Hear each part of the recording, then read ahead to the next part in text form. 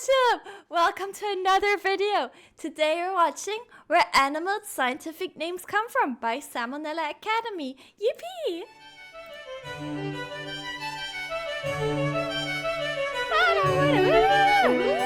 It's so loud. Is it fine? Hey kids, I just woke up from a nap I took in January of 2020 and boy are my arms tired. Wait! Oh, okay, that's what he was referring to, okay. What I missed. Queen's dead, war in Ukraine, the Taliban's back. Oh my god. What is... Holy shit. They made a movie called Scoob. Unprecedented global pandemic, what the Space heck? Jam 2. Oh shit. Some popular guy named Brandon. Yep, that just about covers it. Anyway, we all know about the scientific names of animals. Imagine you just slept from 2020 to like 2022. But did you ever wonder what they actually insane. mean? To find out, we must look to taxonomists. They're the guys responsible for the systems of nomenclature we use to classify organisms. And boy, are they convoluted. First, you got the big 8. Domain, kingdom, phylum, class, order, family, genus, species. That sounds like a class, basically like in an MMO. Actually insane. 2020 feels like yesterday. It does. 2020 was 5 years ago, you guys. Actually insane. In 2020, I was still in school. What the fuck? I've seen plenty of mnemonic devices for this, but since the D just showed up in the 90s and is still disputed by some 5 scientists, he's usually years! not included. So allow me to suggest a few. Dizzy kids puke cereal on fairground staff. Dumb kittens Ew. pushing cups over feeds growing spite. Donkey Kong's Whoa! Whoa! fucking serendipitously. The way this whole thing works differs slightly depending on which kingdom you pick. So today we'll be sticking to Bye bye, Hyperod. the animal one, cause that one's the coolest and I'm in it. So what constitutes each taxon is pretty arbitrary. They basically just serve to act as another set of branches in the tree that taxonomists build. The one exception is species, which is generally defined as any group of animals that can have babies with each other that aren't sterile freaks. Mule, Whoa. liger, zedonk, skunk ape, they can live What fulfilling the- lives. Ugh. But they're all shooting blanks, so they don't count. On Oh, the other hand, okay. in our innumerable trespasses against God, we can make things like chidandanes, which actually work, so dogs are dogs are dogs. Besides speech, Dude, I think that's insane. Like, those dogs, they don't look like they're the same, like, species, right? I think that's actually insane. How does that even work? I don't want to talk about it. I don't want to think about it. It's species, insane. though, it's the Wild West in here. Plenty of times, 8 tiers isn't even enough for scientists, so they just stick new sub-levels in between. Legions, cohorts, tribes, series, divisions, and if you want to keep going, you can throw all kinds of prefixes on Oh any of my these for even more layers. God. There's even subspecies, which the more pedantic of you may think to yourself, It's like, our fault. I know. It's so weird if you think about it. If you think about it, like humans breeding like dogs, that's so weird. creating I names for don't subspecies at all know. kind of undermines the single somewhat agreed upon definition in the whole tree. To that, my friends taxonomists say, But while that's pretty complex, the actual names themselves are pretty easy to wrap your head around. Though taxonomists may hide behind their fancy Greek and Latin, the Vulgate is no substitute for wit. Now, I've scraped through the scientific names of my a load of God. species, and most of them can be split into a few categories. The simplest ones are the animals that already have names in Greek or Latin. It's a lion, I'm calling it Leo. Done. Tiger, it's Leo. a tigris. Cat, Tigris. it's a caddis. Easy. Ew, that cat. Word names can be translated the same way. For the golden eagle, we got Aquila chrysaetos. Gold eagle. They decided to be a show-off and do eagle in Greek and Latin. Essentially the same though. But if a species is too specific or Oh. exotic for a one-to-one translation, that's when you gotta get a little creative. A lot of the time, inspiration comes from just giving the creature the old once-over and pointing out some cool-looking body part. Generally, the more distinct of an identifying feature it is, the more likely it Honestly, I think that's like the fun part. If you're like a scientist, right? I speak like I'm a scientist. That's so silly. No, but if you, cause like, you can just imagine just being able to name animals or also plants, whatever you want. Or like, you know how they named like, what is it? Elements, like chemical elements as well. It's so It'll get silly. in the name. For example, Homeboy took one look at this thing and Oh! said, yup, Sluggy. red triangle slug. Hell I'm going yeah. on break. We call this thing a fucking unicorn, almost like that means one horn or something. Also, some guy deadass looked at an octopus and said, well, all they got is heads and feet. I'ma call them headfoot. And now biologists everywhere say Bro. cephalopod unironically. Matter of fact, if it's got feet, chances are that's part of its name somewhere. You got 4 feet, 6 feet, 8 feet, 10 feet, 2 feet, equal feet, both feet, double feet, stomach feet, lip feet. Whoa! Snail! Sucker feet, wing feet, big feet, slow feet, or feet, both feet. Wait, I need to go back. Part of its name somewhere. I wanna. You got What's 4 the feet, snail? 6 feet, 8 feet, 10 feet, 2 feet, equal feet, both feet, double feet, stomach feet. Stomach, feet, gastropoda. Oh, yeah, I knew that actually. Gastropod. Yeah. Gastropods. Yeah. Yeah. Lip feet, sucker feet, wing feet, big feet, slow feet, or feet, both feet, joint feet, no feet, 10,000 feet, cow's feet, spade feet, thank you cat for feet, 5 small bits. feet. If it doesn't look that interesting, another thing to point out is where you found it. This could be a territory like American bear or Siamese crocodile, or just a habitat like woods macaque or toilet rat. But that's boring. We need to look at the men behind the magic and what drives and motivates them. Now, if there's one thing that the scientific community loves, it's clout. And there's no better way to go down in history than plastering your own name on some shit you found. But not all fields have the same volume of things to scribble the old John Hancock over. On the one end, you got physicists just making up their own slightly different form of ionizing radiation measurement. And even then, only Exactly! Oh, you don't even know, because like I feel like in English it's like called X-ray, right? And in German we say Röntgen. top dogs got away with it. Röntgenstrahl. Now, zoology, any little goober flouncing through the underbrush can say, this one has 13 spots, but the one in the book's only got 11. Oh I my will call him God. Splinkus's ladybird. You know, I always thought, oh yeah, that was also like the thing.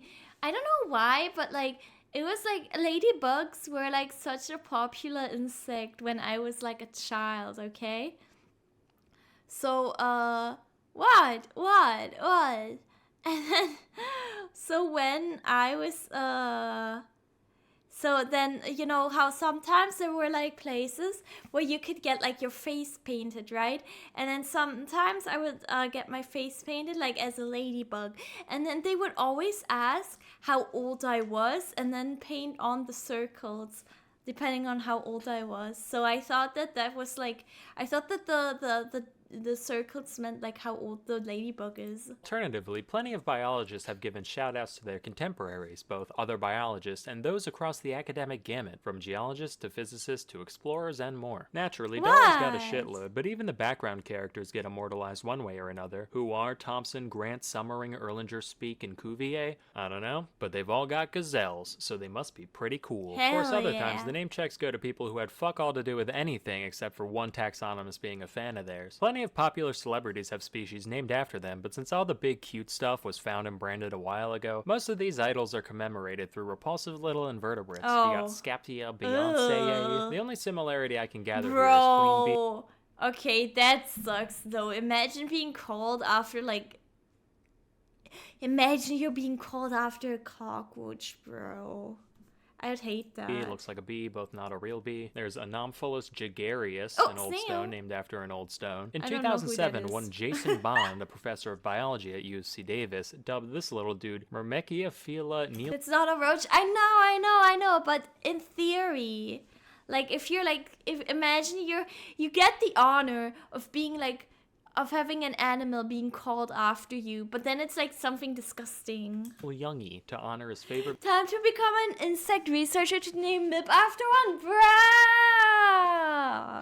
musician, which caused my man Stephen Colbert to go on TV and profess his utter indignation at not having a spider named after himself. So naturally, the next year, Bond actually went on the Colbert Report to announce the naming of apostachus Stephen Colbert. Oh So, my If God. that gives any of you epic biologists out there any ideas, you know, I wouldn't be opposed. Please, I would do anything for the love of God. I'll even Bruh! take a liking. The world of politics is by no means immune to this phenomenon. Obama alone has fucking 9, as do a load What of the other presidents. fuck? Trump's got a moth with funny hair, Bush has a fungus beetle, Reagan's a wasp, Carter's got a darter, and so forth. Even Austria's most famous painter got the honor. What do you mean, Sikukum? Oh my god, I've heard about this. This blind cave beetle. Mind you, it was That's 1933, so you insane. can only blame the guy a tiny bit. Hitler actually wrote him a letter saying, "Oh, thank you, my little entomolomensch," and then went on to do, Hitler things. Fun fact, not only was this beetle stuck with just about the worst name you could have, it's also now facing extinction solely because of its value to Nazi memorabilia collectors. Guess Oh old my habits die god. hard.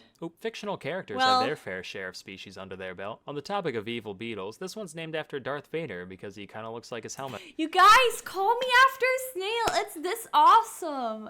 This obvious. No, not call me after Snail. So call Snail after me, please. If there's any snail researcher out there and you find a snail, dude, if you call it Mipian, that would be cool. But I guess. This was actually named by the same guy who did the Bush one and belongs to the same genus. There's also this mite, genus Darth Vader, You're getting a roach. I hate roaches, please. which is a lot more accurate and frightening. In 2012, a single bone from above the eye socket of a hitherto unidentified theropod dinosaur was being studied. And suddenly, under the light God. of the full moon, the guy working with the specimen had his neck covered with hair and his lips clenched into a Ew. pog and his Sorry, endocrine I shouldn't say you. system filled with soy, and he Pog. said, "It's just like the eye of Sauron." And then he started chewing on Funko Pops and sweating cream of meme and snorting G Fuel and What the shitting fuck? D20s everywhere until the prostate stimulation made him the dino's genus. Average Twitch This viewer. is now Sauroniops from I'm Eye kidding, of guys. Sauron. I This know spider you're was named normal. after Godric Gryffindor because it looks like the Sorting Hat. Oh, SpongeBob that's so has not a sponge but cool. a fungus. The legendary birds from Pokemon each have their own, you guessed it, beetle, and the list goes on. Ooh! Scientists are nerds. It's so Who knew? cool. Anyway, well, this all What seems do you mean by that? I'm joking. kind of chaotic. There is some method to the madness. One rule is the principle of priority. This states that once somebody publishes their chosen name for a species for the first time, that's the name, and other taxonomists typically can't change it. This has led to plenty of misnomers Ooh. coined by whoever got their foot in the door first, particularly in the case of the guys doing this stuff before we had the luxury of genetic analysis. Here's one. Red panda? Nah. Shining Cute. cat. Bro. Okay, buddy. Okay. That's a thick cat. Coined in 1825. To be fair, they're actually about as close to cats as they are to actual pandas. Oh, okay. Never mind. Never mind, I guess. Whatever. Here's two. Capsicum chinense. Eaten there? Sure. Native? Ooh. Only off by around half a globe, where Oh. literally all hot peppers came from. This principle holds Bro. true even if someone thinks they found a new species, only to later discover that it was already named. For example, in 1824, one John Edward Gray documented the plain zebra, calling it Equus burchellii, or Burchell's horse, named after a renowned naturalist of the day. Little did he know, back in 1785, some other douche classified this character as the Quaga. The last Quagga. Quagga died in a Dutch prison in 1883, Oh. so why do we care? Why did they put it into the? Why did they put the horse? It's basically like a horse, right? Why did they put it into a prison? Well, in the What 2000s, heck? scientists decided to Hello? scrape some gunk off a dry quagga pelt and study its DNA. And from that, they realized, wait a minute, apparently this It's a guy and crime? zebras What could have, crime? made a little plaid in the hay together. So technically, they're one species. And today, they're both called quagga. Sounds kind of Oh. asinine, but then again, so does asinus, and that worked out fine. Just to maintain Yeah, the horse distinction, the zebra extinct mix. subspecies was renamed quagga quagga, so you know it's the real quagga. This double naming convention has been done with a lot of subspecies, in fact. Wild horse, spotted panther, or my favorite, gorilla. Just like, yeah, it's the gorillest gorilla that ever gorilled. Fuck you want from me. A closely related Bro. rule also states that the names of all taxa have to be unique. So if two people coincidentally name any taxon the same thing, the older one gets to stay and the new one gets the boot. Oh, that Like if makes you saw sense, a genus I called think. Echidna, you'd think it was, an echidna, right? Well, no, that'd make too much sense. For a It's while, it Knuckles. was true from 1797 to 1811. Then it was pointed out that someone else already called a genus of moray eels echidna Ew. back in 1788. So the real echidna had to be changed to tachyglossus, or quick tongue. Then a decade later, a dude did the same thing for a genus of vipers. Another 22 years passed, people discovered the same thing, and they were renamed to Bitis, cause they Oh, bitis. Bitis. That one at least made a bit of sense, given Bitis. that the original echidna from Greek mythology was half lady, half snake, but who cares at this point? Anyway, I've just barely scraped the surface of all the goofy names out there, so feel free to post more down below. That's all I've got for now. Till next time, I'm Salmonella, and I'll see ya in 2025. Yippee! Oh my god! How How did he know? What the fuck? It's 22. How did he know? How did he know it's 2025? We've been watching this. Oh my god. Okay. Well, thank you everyone. Thank you so much for watching. Please like and subscribe if you enjoyed the video, and subscribe to Sam and Nella. He makes a video like once a year. And come over to Twitch if you want to watch me live. Bye YouTube. Bye bye.